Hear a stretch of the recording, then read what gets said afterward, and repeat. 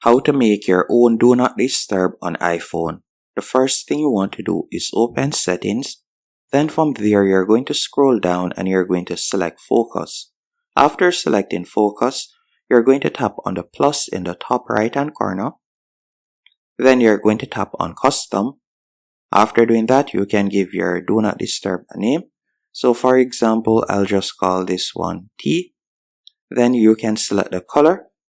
So you can select the color that you'd want. So let's say this color, and we're going to tap on Next. After you have done that, you can tap on Customize this focus. Once you have tapped on Customize this focus, from here, you can select the persons that you'd like to put on Do Not Disturb. You can also tap where you see apps, and you could choose the apps you'd like to put on Do Not Disturb. And also you could choose the wallpaper that you like to appear. So you could tap on Choose, and you can select the wallpaper that you'd like to use. Then you'll select Link, and you're just going to tap on Done.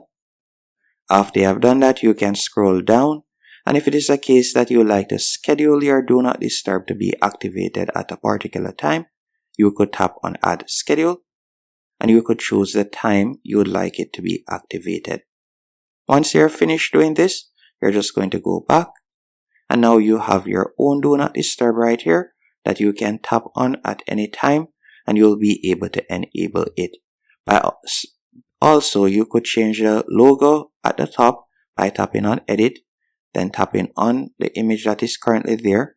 Then you could scroll down and you could select whichever one of these options you'd like to change it to, as you can see right there. And that's it. Hope you found this tutorial helpful.